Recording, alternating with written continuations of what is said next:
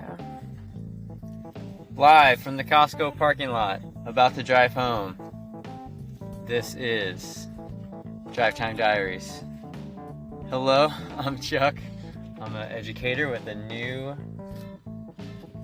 job and a new commute, and also new opportunities to go to Costco for my wife, which means I got a Costco card finally, which is what brings us to our opportunity today.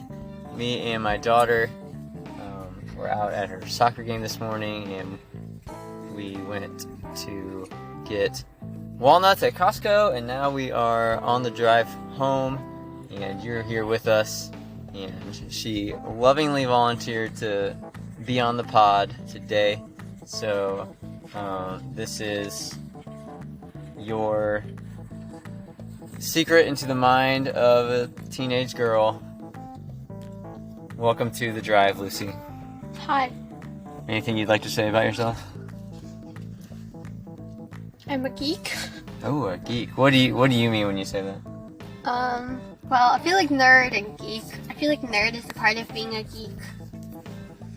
How are they different? Well, you can be a nerd, but then you can also be a geek, and you can be a nerdy geek. So I guess I'm more of a nerdy geek. What are your geek qualities? I like to read and can read a book in a night if I really want to. That's not a nerdy quality? Nerdy geek. Oh, okay. I like history. And podcasts, that's definitely. Okay. Since you brought up history, as these Costco carts roll by, shout out to you, sir. Lucy, how often do you think about the Roman Empire? Once or... I don't know, maybe like 5 times a month. 5 times a month, so on average, a little bit more than once a week. Yeah. Yeah? Okay. Did you know that's the trending question on social media right now? Why are people wasting their time? I don't remember how it happened, but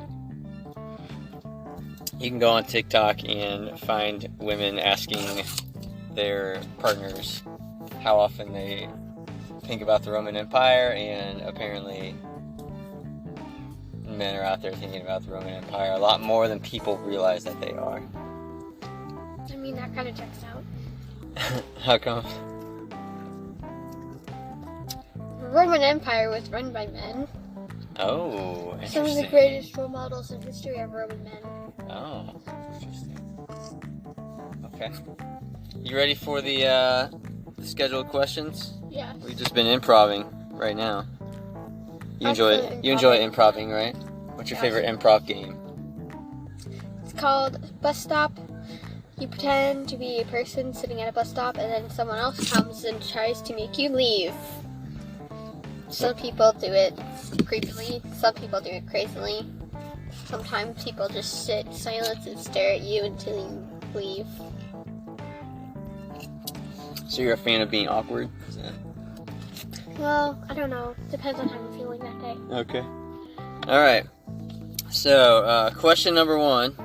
We're gonna start light with some would you rather questions. Okay. Do you want me to answer these also? Sure. Okay. Question number 1. Would you rather have the ability to fly like a bird or swim like a dolphin? Fly like a bird. You gotta say why too. Oh, right.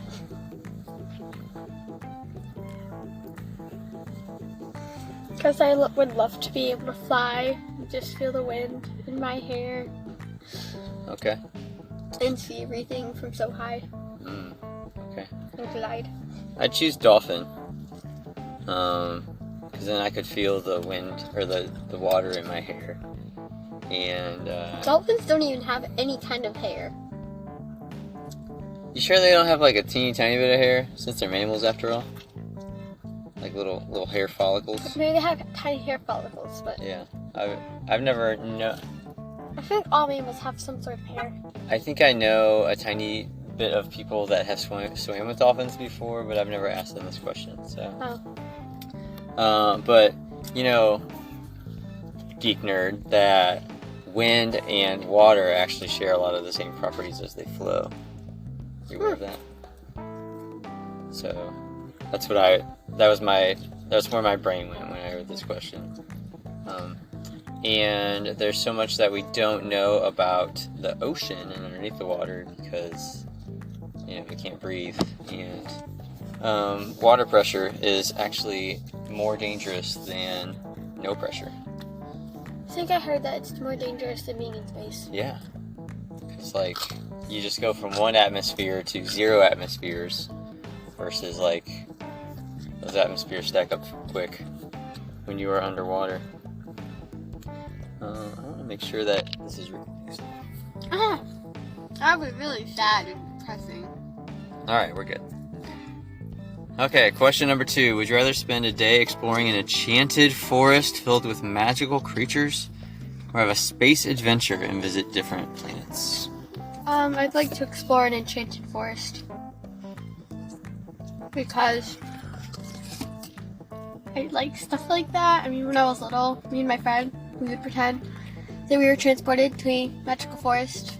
And there was a dude who trained dragons, and we got to ride dragons. Wow. We saved the world. Wow, I didn't even know that story. Thankful for the pod today. Question 3. Would you rather be a famous musician who can play any instrument, or a brilliant artist known for creating stunning masterpieces?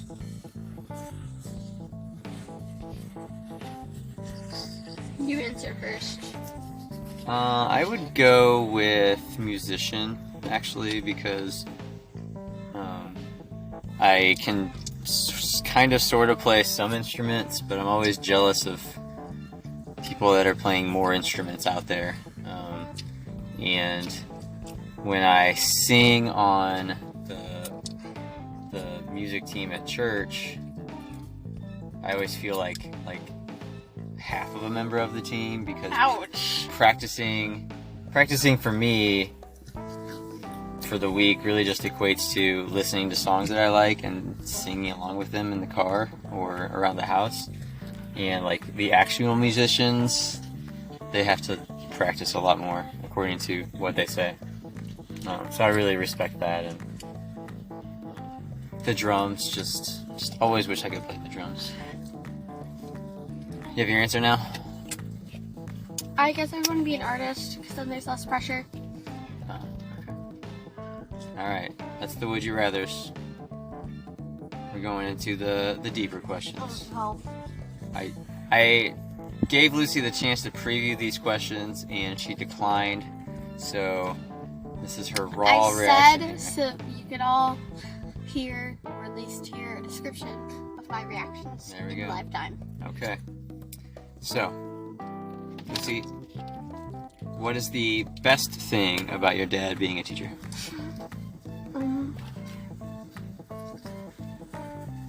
I can go to college for cheaper. How come? Because we have teacher salary? Yeah. Is that what you mean? Okay. Alright. What is the worst thing about your dad being a teacher? He knows all the popular things, and I don't. And then he just goes around and sings them very cringily. I never thought about that.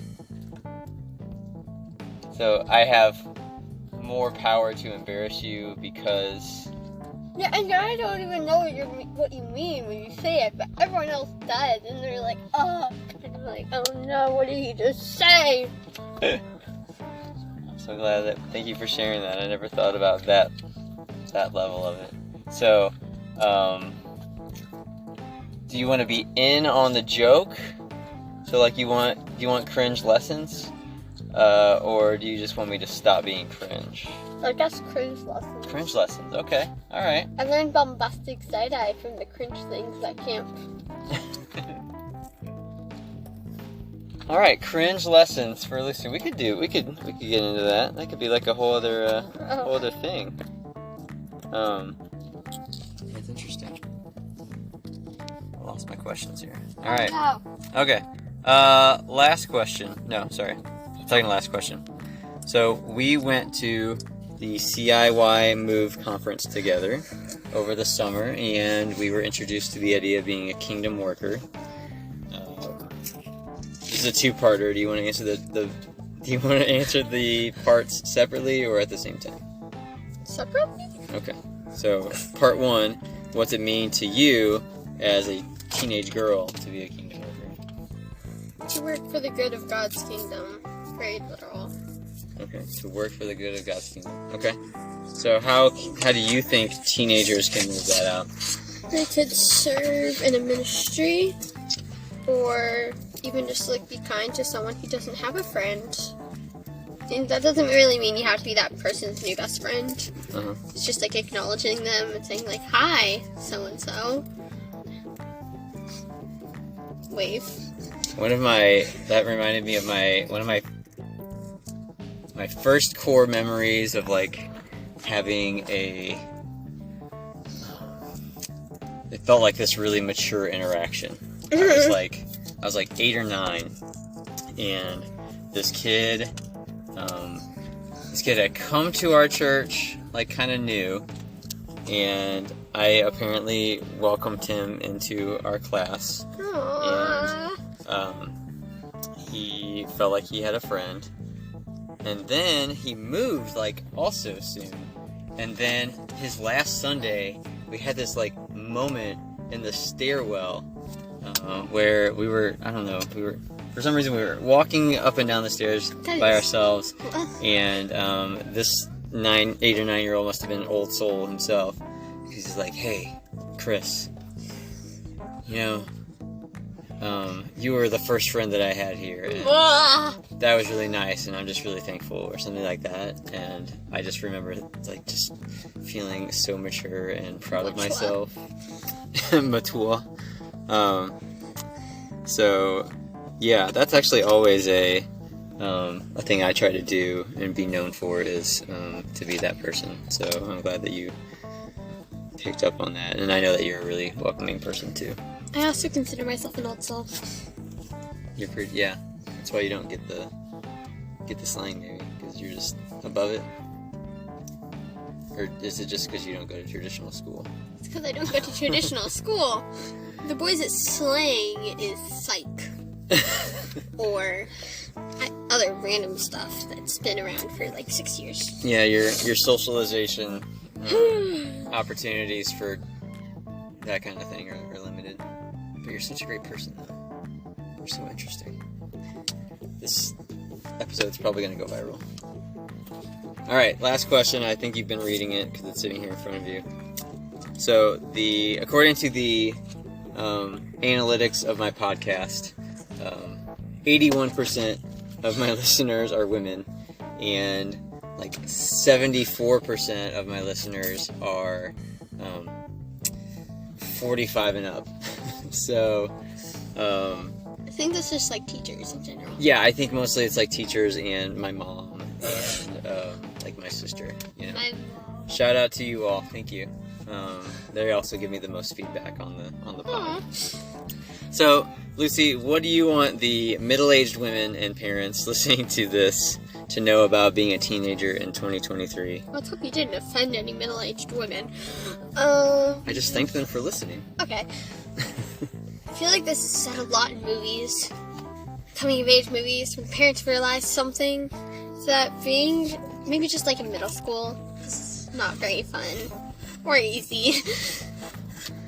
Like, people say, like, how middle school is, like, the worst time of their lives, and how high school is, like, the best time of their lives. Do you feel like you're in the worst part, and you're looking forward to the better part? Yeah. Yeah. When I taught middle school for the last 6 years, I always tried to tell the kids that all the time. Like, 2 things. I did this especially when I had lunch duty. And, like, an 8th grade girl would be complaining about something that some boy did, and... Because middle school boys are crazy and Exactly, obnoxious. yes, that's what I would always tell them. I would be like, they'd be like, so-and-so did blah, blah, blah, and I was like, yeah, on behalf of 8th grade boys, formerly being one, they are ridiculous, and it's just what they are, so I'm sorry, and thank you for moving on from that and bearing with them. Yeah, so I tell them that, and then I also tell them that I I think that just universally middle school is a hard time for everybody. And for most people, it gets better. Definitely, I definitely had that experience. So maybe we can follow up in a year once you're in high school and see how it's going. All right, it's a warm first day of fall that we're sitting here in the car, and oh right, you haven't eaten your hot dog. I'm also waiting to eat my CostCo hot dog.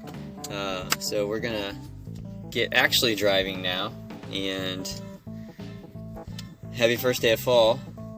Y'all. Ooh, y'all, nice. And Y'all. that's it for this drive time diary.